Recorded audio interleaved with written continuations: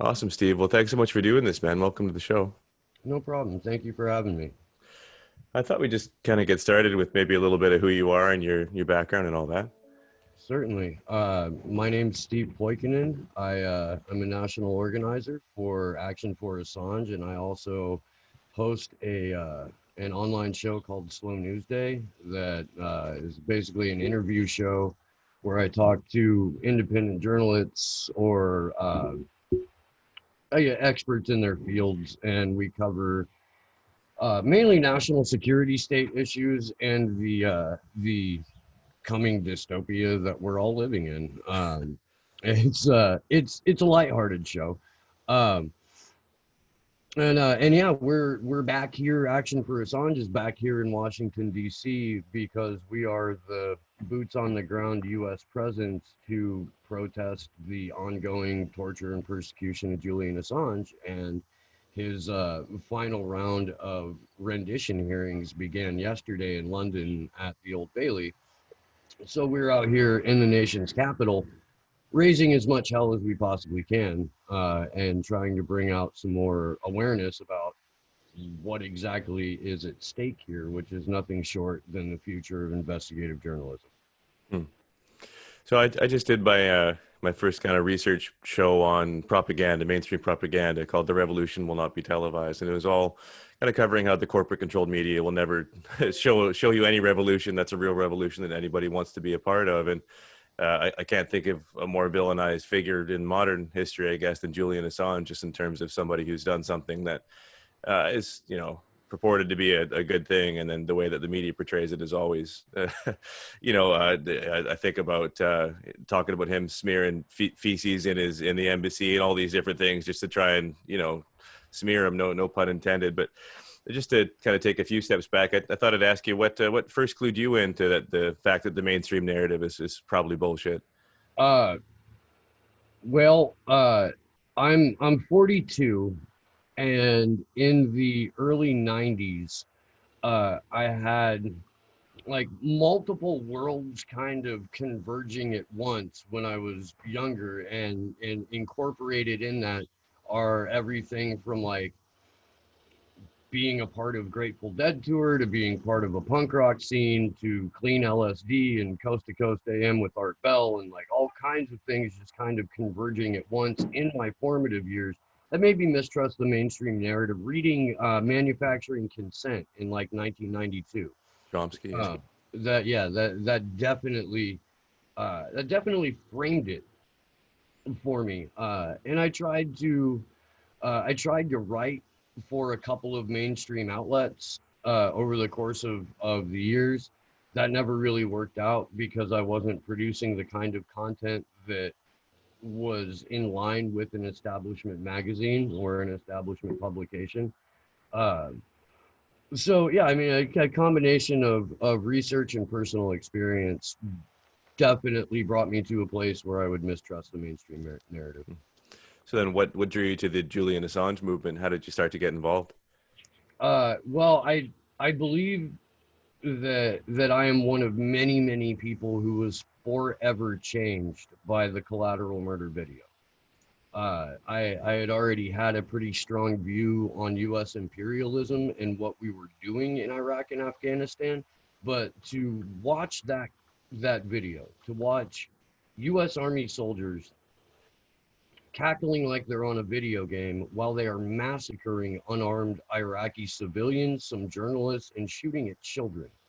That really that's what brought me on board to supporting this outlet as holy crap, you guys are the only people that are doing, you're releasing information that isn't being spun. I'm not being told how to think or feel about this. It's up to me how to process it. And that's what journalism should be, in my opinion. So it forever endeared me to the publication.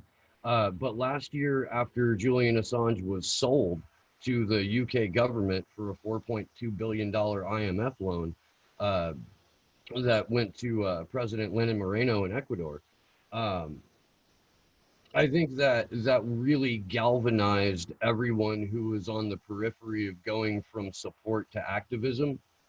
in terms of how we, responded to this. And we responded by, forming Action for Assange. We started hosting a weekly live stream just to kind of proliferate the information about what was happening to Julian Assange. We were in our 62nd consecutive week of that. And we're still doing it while we're here in Washington, D.C.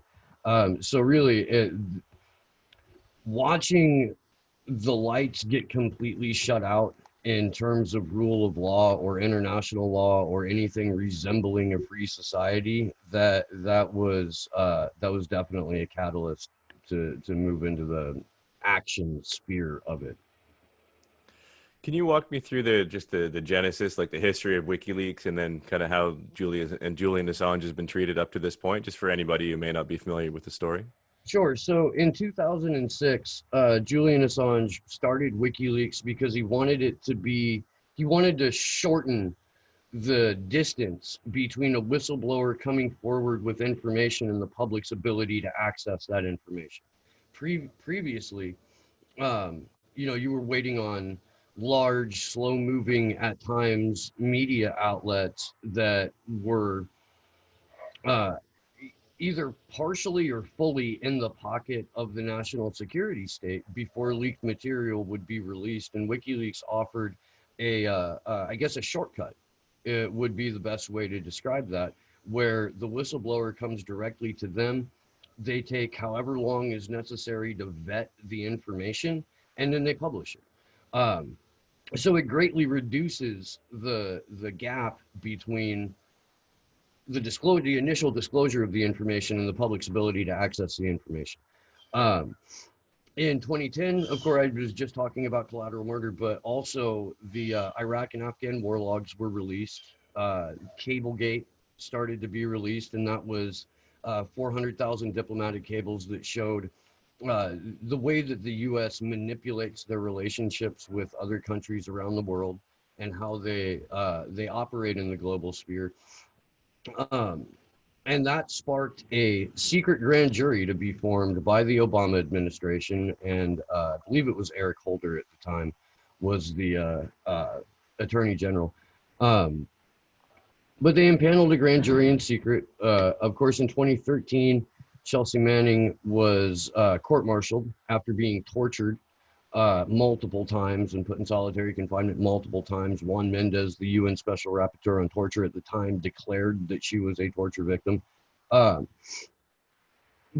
but it also started a decade-long smear campaign against Julian Assange that still continues to this day. And a lot of those narratives that have been debunked over the years still circulate as gospel truth among mainstream outlets who have no incentive to protect their own skin in this, because they know they don't do journalism. They know that they are stenographers for the state.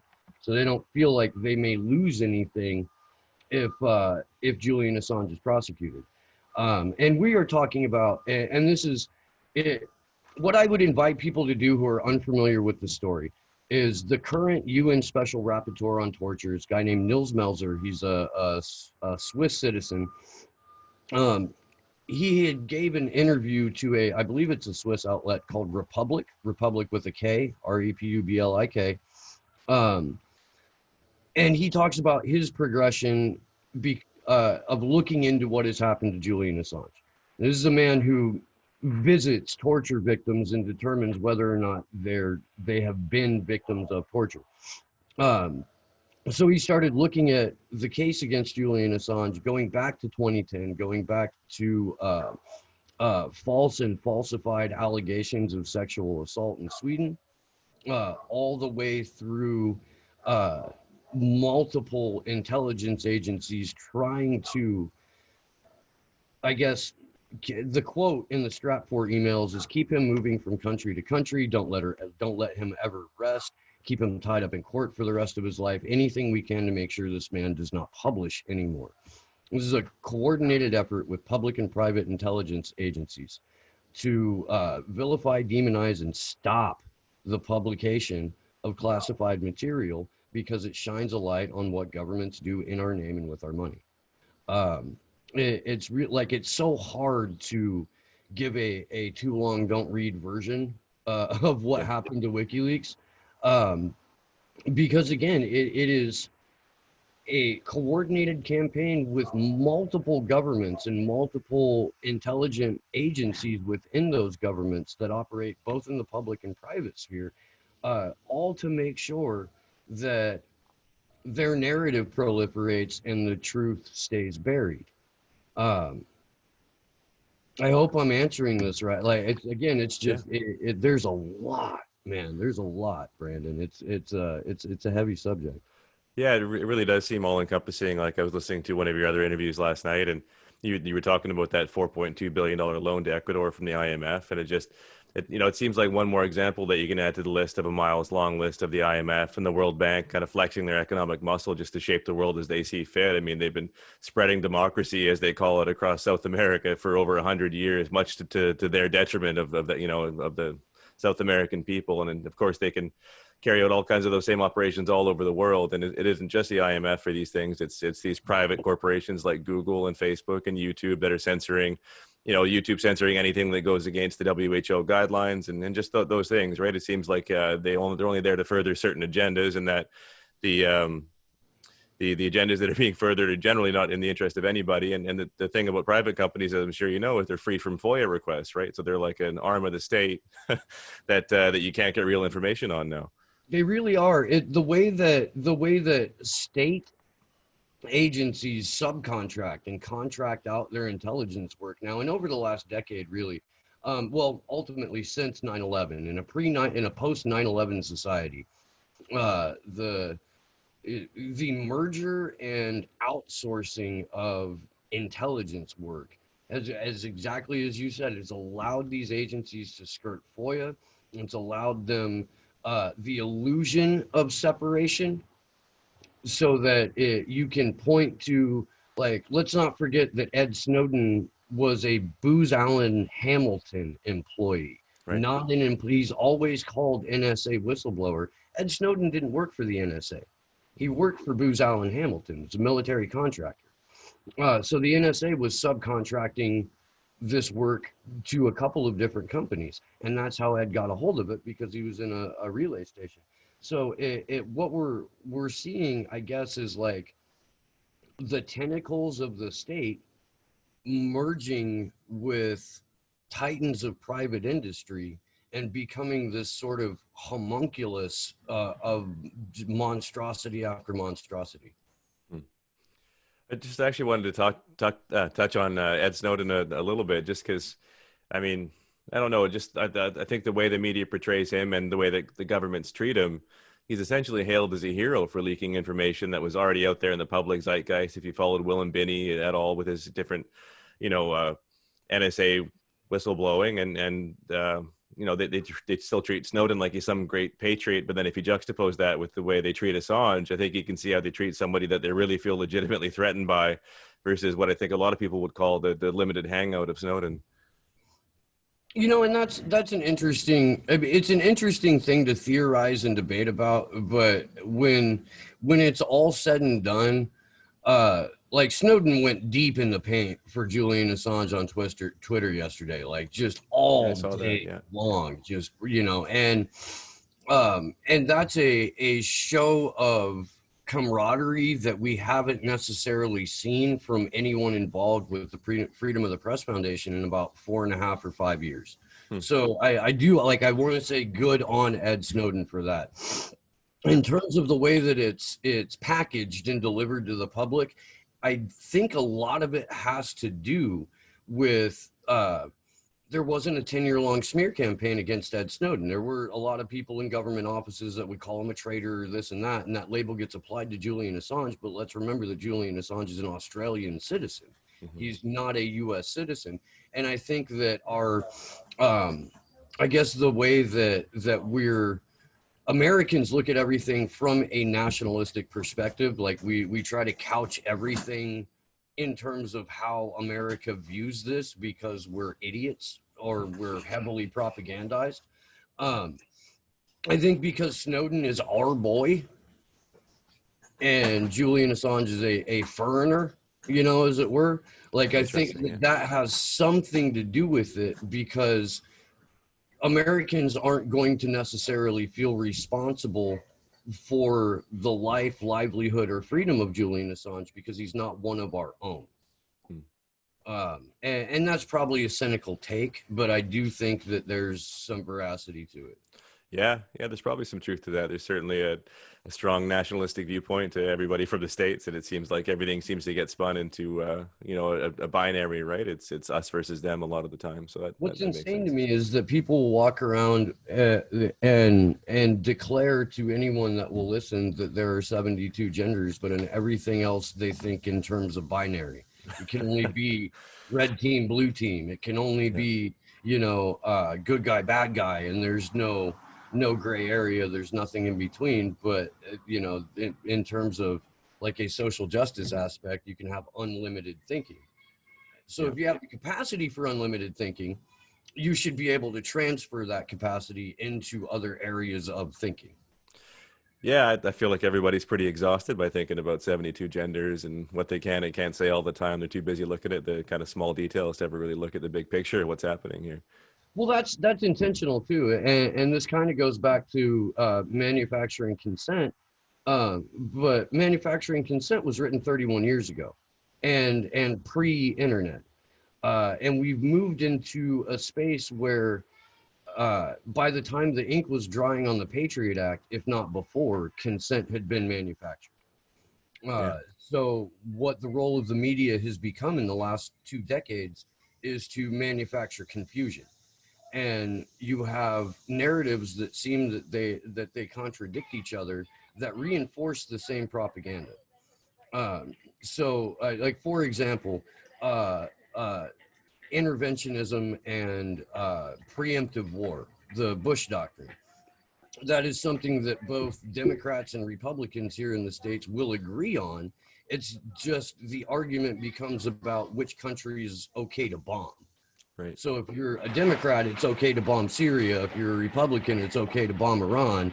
If you're the people who is controlling both parties, then you are still, the argument stays inside the parameters of who are we going to bomb next, not why do we have such an interventionist foreign policy.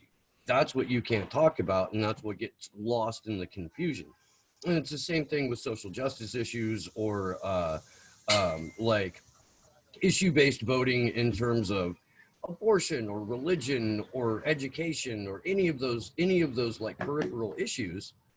If you create enough confusion around it, you determine an outcome that leaves what is real entirely out of the equation.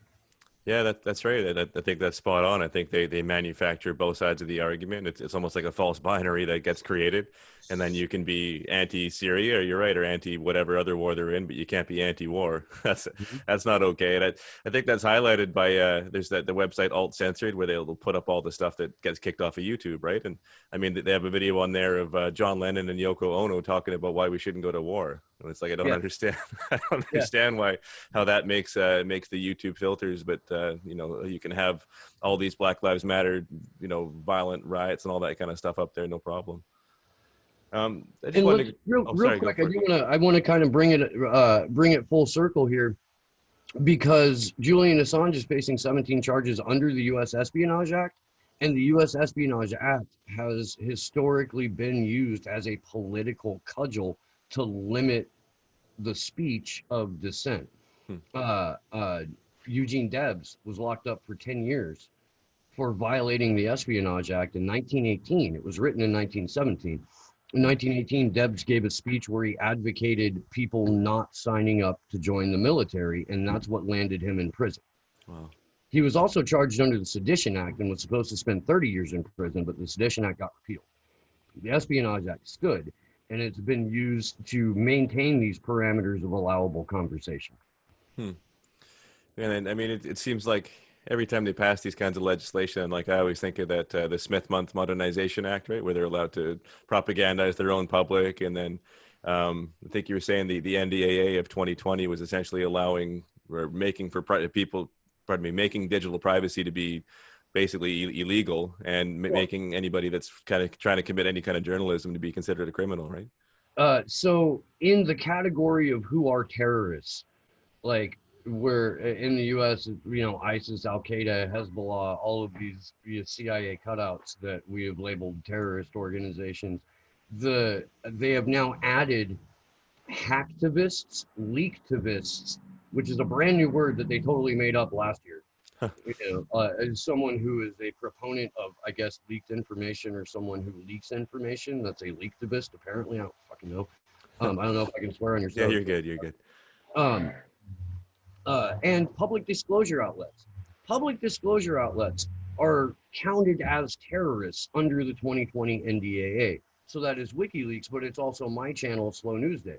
It's also this show. There's a lot of shows, Jason Bermas' show. There's a lot of programs out there that do disclose information to the public on public forums. And we are all potentially subject to terrorism charges because of this, because of doing our jobs. Yeah, I mean, it's that's shocking and frustrating, but it's also at the same time kind of expected that things are going that way. I mean, I feel like I'm going to be called a terrorist when I go into Costco without a mask right now. So I think they're doing a pretty good job spreading that fear around for sure. Yeah, and that's the other thing too. Like, we're the biggest press freedom trial of our lifetimes is taking place right now in London in a virtual media blackout because everyone is forced to have a peripheral conversation about masks. Yeah, yeah, How ridiculous is that? that's a really good point. Is it true that the State Department has been going after Assange since like '07? Yes, absolutely. If you actually, if you read that interview with Nils Melzer, there are documents published in it that show the origin of this State Department witch hunt that really began in full force when they impaneled the secret grand jury in 2010. But leading up to that, there were a few WikiLeaks releases that perked their ears up and got them on the radar. Um, one of them was oh God, no, I can't remember. They published all of the pager messages from 9/11 from a couple of the flights, and it gave you kind of the idea that maybe the official narrative from the Bush administration isn't exactly what happened. You know, Cynthia McKinney called for it to be included in the 9/11 report that she demanded on the House of Representatives floor and was immediately escorted out by DC police. It makes you wonder how people like Cynthia McKinney ever get into that position. Well, like it seems like it's so much theater that goes on. How anybody legitimate ever actually makes it into a real position where they can ask those questions. You can tell by how they get ran out and who gets to stay in. Yeah. They tried to get rid of Cynthia McKinney twice. They succeeded once, and then she won her seat back again 2 years later. And then they went at her with everything they had and basically pushed her out of the duopoly. She ran for president as a Green Party candidate in 2008. And ever since then, she's been further and further blacklisted. She couldn't even get a teaching job in the U.S. She had to go teach at East West University in Bangladesh, of all places, because they were the only people that would have her. I believe now she's back stateside, but again, she's been marginalized. She's been smeared. She's been, had her name dragged through the mud for years. And it's just because she had the unmitigated gall to question the official narrative. That's right. So do you feel like WikiLeaks was ever biased at all towards one side of the political spectrum? I think that's a criticism you hear fairly often in certain communities, that they lean one way or the other. And I don't have a dog in the fight, but I'm just curious what your take is there. If you listen to Julian Assange, because he was asked directly about if he had a preference in the 2016 election, he said, to me, it's the choice between, I believe it was like cholera and cancer. Or cholera and gonorrhea or something like that. That's about right. Yeah. There's no side being played here. I will say that both presidential candidates in 2016 had been on record advocating for the extrajudicial murder or assassination of Julian Assange. Hillary Clinton asked if they could drone strike the guy to a room full of people, and they all laughed. You know, like Hillary Clinton had made several public statements about it being pretty much a personal mission of hers to take out WikiLeaks. So there was zero love lost on either of these candidates. But the way that WikiLeaks works is they can't print what they don't have. So if if their information came to them and it was the DNC emails, downloaded, put on a flash drive, and delivered to WikiLeaks, not hacked over the internet. Bill Binney has proven that time and time again, on our show and on multiple other shows. Then that's what they go with, and they vet the information, and if the information passes all of their research, then they print it. So if it looks like it's one-sided, that's because there's a lack of whistleblowers on that other side. That's all there is to it. WikiLeaks is a conduit by which information flows, and they're the people that vet it to its fullest extent to determine whether or not it's accurate information, and then they release it, and then it's up to you as the individual to decide how you want to think and feel about it, because you're not being told to. And I think that's what makes it more dangerous. Do you know what that internal process is like at WikiLeaks? Like, once they get information, are they ever just sitting on something because they don't think it's either valuable to the public or it may be dangerous to public interest or anything like that?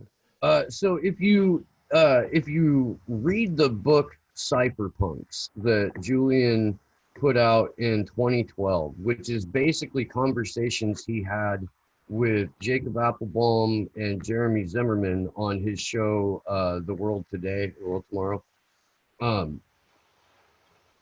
He talks about the whole process for WikiLeaks, and I'm going to badly summarize it. Obviously there's stuff that there are things that get sent to them that they don't publish because it was an intelligence agency setup, or it was bad information, or somebody had set out to discredit them by trying to give them information that on the surface looked real but didn't pass the smell test. For example, Guccifer 2.0. Guccifer 2.0 tried desperately to get WikiLeaks to print their stuff. And if you look through those conversations, which have been released in both the Mueller report and in the Michael Flynn transcripts, WikiLeaks is trolling them. They're fucking with them. They're like, yeah, no, we're going to need more information than that. Oh, really? Is this all you have? Is this all, and then they're like, oh, well, it doesn't encrypt right. There's something wrong with the way that you sent it. There's something in it that our systems picked up that isn't legit. You need to send it a different way now. And they're basically playing with them because to all outward appearances and with evidence, it looks increasingly like Guccifer 2.0 was a CIA operation. Has the little tag at the bottom of the email, like sent by mobile on CIA internet or whatever, right? So, I mean, is it possible for you to just explain the grand jury process that Assange has been going through, or lack of a process? So grand juries on their face should be illegal. What a grand jury is a prosecutor and a jury. There's not even a judge there. They meet in secret. The prosecutor delivers their version of events to a grand jury. There's no defendant, there's no defense. That does not take place in public. It takes place in private, behind closed doors. And the joke is a grand jury can indict a ham sandwich. And that's a very old lawyer joke. So a prosecuting authority will deliver their case to a grand jury, and a grand jury will decide if they want to indict an individual, compel them to give testimony. And if you refuse to give testimony, you go to prison, which is what we saw with Chelsea Manning. It's also what we saw with Jeremy Hammond, who was part of got roped into and was used by the FBI as part of LulzSec back in 2012 with the Stratfor hacks and the Sony hacks and all that stuff that that an offshoot of Anonymous was blamed for. Hmm. And then, so I mean, what's going on with Julian Assange now? Like, what's I guess you're saying the first day of his extradition hearings is happening now, but I mean, I guess where is the whole thing at there? For over 500 days after he was illegally removed from the Ecuadorian embassy, he was in solitary confinement for 23 and a half hours a day in the Guantanamo Bay of the United Kingdom, Belmarsh prison. Mm-hmm. Yesterday, when he went to court for the start of the hearings, as soon as he was present, he was rearrested on this superseding indictment that the Department of Justice put in on the 24th of June at the absolute 11th hour, after Julian's defense team had submitted their skeleton arguments to the court. So he is now arrested on expanded charges, not new charges, but an expansion of the same 17 Espionage Act charges and the one charge of conspiracy to commit computer intrusion, which is the charge that criminalizes journalism. His defense has not had adequate time to prepare for that. So they asked for an extension for a carryover. They were denied that. NGO observing groups like Reporters Without Borders and Amnesty International, who had been given permission to view the court proceedings, were shut out yesterday morning. The judge in this case, a woman named Vanessa Baracer, has been, we call her the concierge of the U.S. State Department, because she seems to be working in tandem with the State Department, reading off of prepared statements seconds after prosecution and defense are done deliberating a point. She already has a prepared statement. That statement always sides with the prosecution. So it feels more like theater than anything. 100%. It would be an offense to kangaroos to call it a kangaroo court. Wow. And so, I mean, are you getting any kind of play in either the local or national media within the States, or how's that going? We had Rupley come by yesterday, and we gave a couple of interviews. We were in front of the Lincoln Memorial. Some of the independent content creators in the YouTube sphere have been checking in with us. We're going to do something for Jason Burmis later today. We were joking this morning that the same problem that WikiLeaks has encountered for having a 100% accuracy rate and showing other journalists how they're supposed to do their jobs, we're kind of facing that because we go deep in the paint every single time we go on air. And for 62 weeks straight, we've been giving real and accurate information about what's going on with the death of press freedom. And we've been interviewing very, very key people in this fight. And independent media, YouTube, DLive, Rockfin, whatever it is, far too many of them are mainstream media light. And so if you've got a group of scruffy looking activists that are doing your job better than you, the reaction to that is to ignore, discredit, and push back, just like what has happened to WikiLeaks. Yeah. So we're seeing less independent media coverage of this. There are people who will spend 10 minutes on their show giving their opinion of it. And that is happening more lately because the hearing is going on. But these are also people who, the second this hearing is over, they're not going to talk about it. They're going to go back to pushing whatever side of horse race politics gets them the most clickbait, ad money, and view counts. Right, back to that same binary thing we were talking about a little bit earlier, right? That left-right paradigm is way easier to shove down people's throats because it seems to be everything that they're interested in. But how about it in terms of the play that you're getting in the media in England, right, where the show trial is going on? So in the UK, there's a much more well-established sort of, I guess, underground or international coalition of independent journalists who are doing incredible work on this. And Action for Assange was able to successfully lobby Her Majesty's prison system to get this cloud video feed up so that international journalists could observe and watch this trial and then report on it.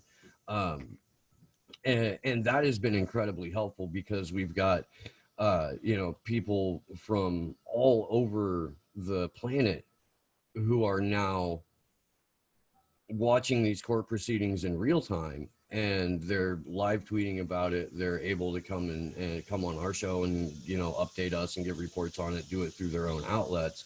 And we've seen more of that in the international community, but certainly not a lot of it from US based outlets. And so if Julian Assange is an Australian citizen, like you're saying, he doesn't have any kind of citizenship within the US, how is it legal for them to extradite him to the US? Well, that's the whole thing, Brandon. It's really not. This is unprecedented. There is no legal precedent that says a government has the ability or legal authority to bring a foreign citizen who doesn't have a business registered in their country to prosecute them under their version of espionage, or their version of the Espionage Act. So the precedent that this would set going forward is what has us in the streets. And that precedent would be any government can prosecute any journalist or publisher from anywhere for printing accurate information that embarrasses them. That's what it comes down to.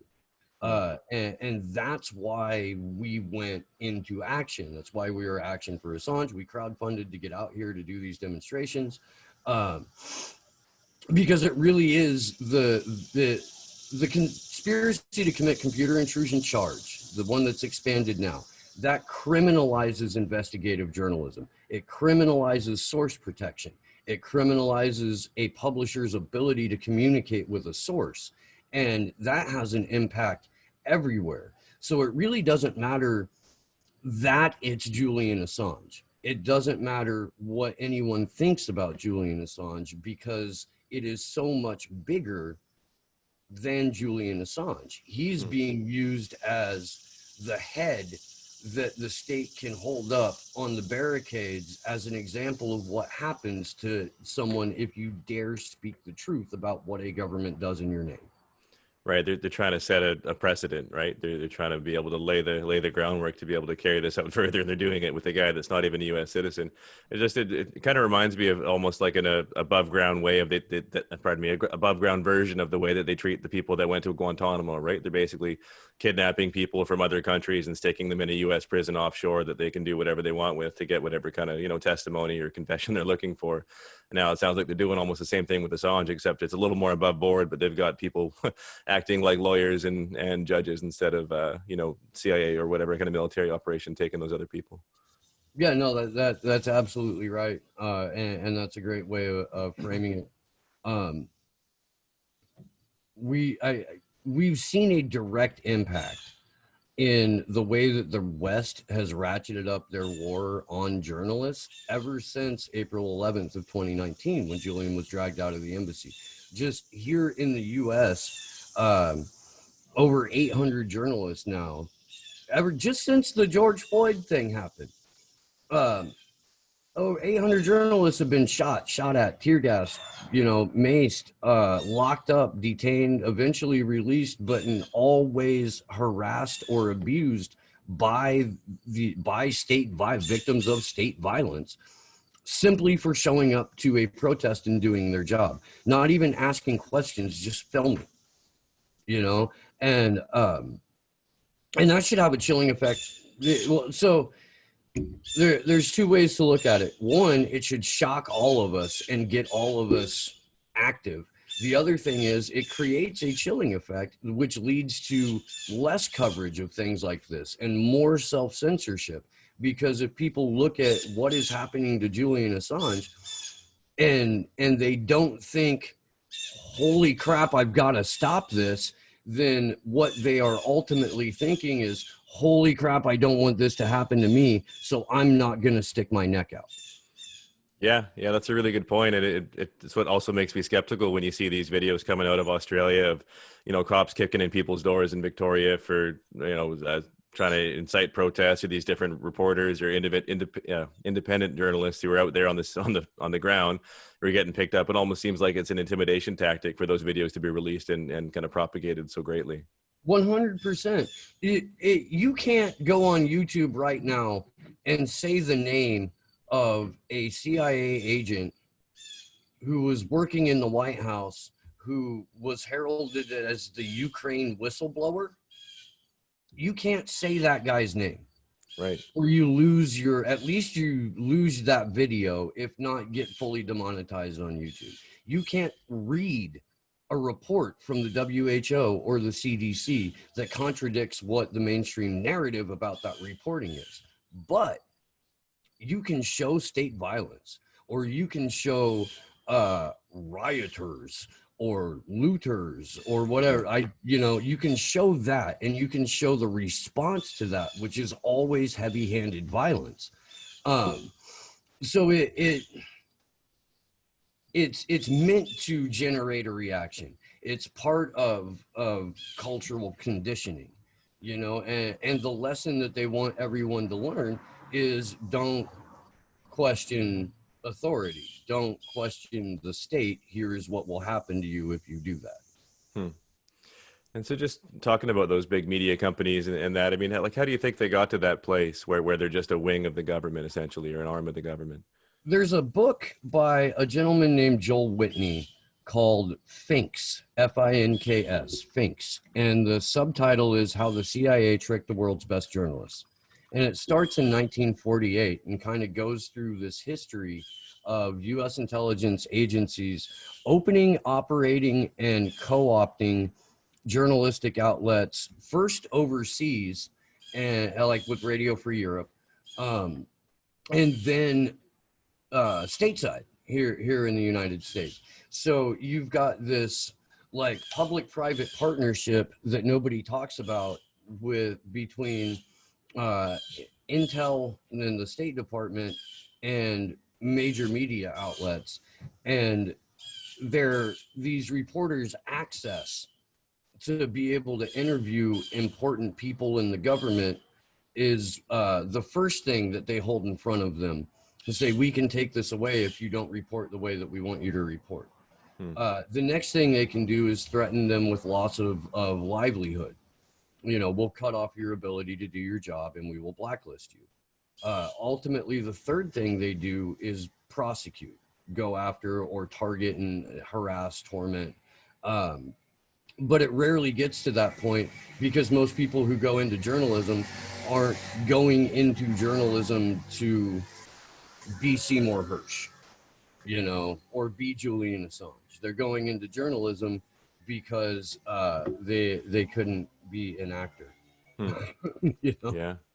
Yeah, that's fair. I guess that's all an extension of Mockingbird, right? That was it. Bernstein exposed in like 1977, and then people still think it's just some tinfoil hat conspiracy, right? That the CIA is infiltrated. Chaos before it was Operation Mockingbird, and both of those programs are declassified. Yeah. You can. And this is where we're at, and I'm sorry, but I'm gonna have to go here. We're supposed to be in front of the Washington Post of all places today. Oh yeah. We're our demonstration starts in about 20 minutes. I just lost my train of thought. You're good. If we're gonna have to wrap it, I got a couple quick ones for you, just to kind of let people know, kind of what's next for you guys, and how do you plan to keep pushing this forward? Well, we're currently in Washington D.C. We're going to be here for 3 weeks. We have 3 weeks worth of actions and demonstrations, events. We've got panels. We've got a panel specifically for journalists set up for tomorrow that the guests are going to be Chris Hedges, Daniel Ellsberg, and Jacob Goodell. And we would invite any independent journalists who are watching now or who are going to see this to be a part of that. I'll have a link up on both of my Slow News Day Show Twitter page, Action for Assange Twitter page, for people who want to register for this. It's going to be done webinar style. We're just going to keep hitting it. we're not going to stop getting this information out there. We're going to continue to have conversations about what the national security state is doing, how they're manipulating media, and why you should want to push back against that. Mm-hmm. We're not a large organization, but we have a very active and engaged audience. Who's willing to put their own boots on the ground to go out and stand up for something. So the whole point of us talking to you is to try and make new friends, get what we're doing out into spaces that, because of algorithmic censorship, we don't necessarily get to engage with. Yeah. And that's all we can do, is just keep hammering home the point that it's not just Julian Assange that is going to be tortured to death. It's investigative journalism and our ability to communicate freely and our ability to freely access accurate information that is unspun that is going to get us through this. Action for Assange is a post-partisan organization. We don't think that you can have legitimate conversations about politics or policy unless you have all available information. Right. And this is never about, right or left with us. Jason Berman says it's not about right or left. It's about right and wrong. And that's what we're trying to get forward. We're not playing a political side. We're trying to get to a point to where we're not being entirely propagandized by the Five Eyes countries. So how can people that are living outside of the U.S. kind of get involved and help support your movement? So you can go to the website, which is www.action4assange.com. We have a pretty good international coalition of other groups that we work with. And we talk about them all the time, and they're on the vigils all the time, twice a week, Tuesday nights at 9 p.m. Eastern U.S. time and Saturdays at 1 p.m. Eastern U.S. time. We have a streaming online, the Free Assange Vigil, where, again, we talk about everything that is going on around this case and dealing with whistleblowers and things of that in the free press. Really great interviews with wonderful people. We just had Rebecca Vincent from Reporters Without Borders on the other day. We're going to be talking to the editor of the National Intelligence Review this evening. They're conversations that just don't take place anywhere else. So I would definitely follow that. That's also Action, the number 4 Assange on YouTube, and Rockfin and DLive. On Twitter, we're at action_the number 4 Assange. I am at Slow News Day Show on Twitter. And Slow News Day is the name of my other channel. You can find that pretty much on all streaming platforms except for Periscope, because they blocked me entirely. And you're probably doing something right if that happens. Yeah, that was a weird realization. Periscope just kept taking my streams down like immediately, and then now I don't even have the option to stream through Periscope. Oh wow, man! Taking away entirely. Steve, man, thanks so much for coming on the show. I really appreciate you coming on and sharing your message, and hopefully I can get you on to chat a little bit more in the future. We'll kind of keep going into this stuff until we don't need to anymore. Yeah, I would be happy to do that. Thank you so much for having me on, Brandon. This has been great. Perfect. All right, thanks everybody for watching. We'll catch you next time on the Paperboy podcast.